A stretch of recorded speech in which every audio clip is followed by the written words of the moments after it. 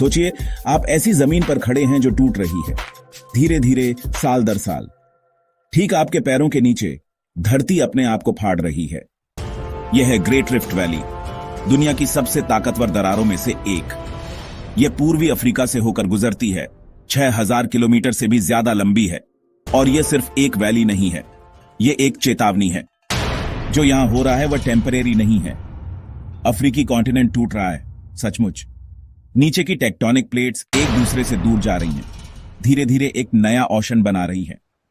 यह लाखों साल पहले शुरू हुआ था, शांत अर्थक्वेक्स, पिघला हुआ लावा ऊपर आ रहा था और हल्की हल्की गड़गड़ाहट थी।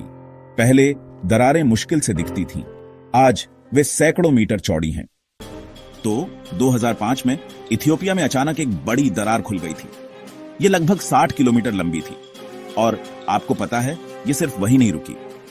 हर साल इस रीजन में धरती और ज्यादा फैलती है, जैसे एक जिप धीरे धीरे खुल रही हो। लेकिन यह क्यों हो रहा है? असल में सतह के नीचे मैग्मा ऊपर आ रहा है। यह टेक्टोनिक प्लेट्स पर दबाव डाल रहा है, क्रस्ट को तोड़ रहा है। यह बेसिकली ऐसे ही कॉन्टिनेंट्स टूटते हैं और ईमानदारी से कहूं तो ऐसे ही नई दुनिया बनती है।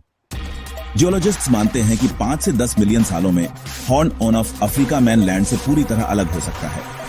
उनके बीच एक नया ओशन बहेगा। कोस्टल सिटीज, आप जानते हैं, आइलैंड बन जाएंगी, पूरे लैंडस्केप बदल जाएंगे। सैटेलाइट इमेज पहले ही दिखा रही हैं कि क्या आने वाला है। धरती पर निशान की तरह लंबी दरारें, गर्मी छोड़ते हुए भाप वाले वेंट्स और रिफ्ट वैलीज में झीलें बन रही हैं जो कुछ साल पहले नहीं थीं। तो आपको पता है, यह सिर्फ अफ्रीका से कहीं ज्यादा है। पूरी दुनिया में, आइसलैंड, अंटार्कटिका, यहां तक कि हिमालय में भी ऐसी ही दरारें बढ़ रही हैं। धरती असल में जिंदा है और यह कभी रुकती नहीं। हम में से ज्यादातर लोगों को जमीन स्टेबल लगती है, परमानेंट। लेकिन ईमानदारी से यह सिर्फ एक इल्यूजन है। हमारे शहरों, हमारे घरों के नीचे, यहां तक कि ठीक हमारे पैरों के नीचे भी प्लैनेट लगातार शिफ्ट हो रहा है, खुद को नया रूप दे रहा है, अपने अगले वर्जन के लिए तैयारी कर रहा है। एक दिन आपको पता है, मैप्स को बदलना पड़ेगा। धरती पर एक पूरा नया ओशन दिखाई देगा। यह देशों को बांटेगा, नई कोस्ट लाइन बनाएगा और पूरी तरह से नए इकोसिस्टम बनाएगा। और हां, यह सब एक दरार से आएगा जिसे हम आज मुश्किल से नोटिस करते हैं।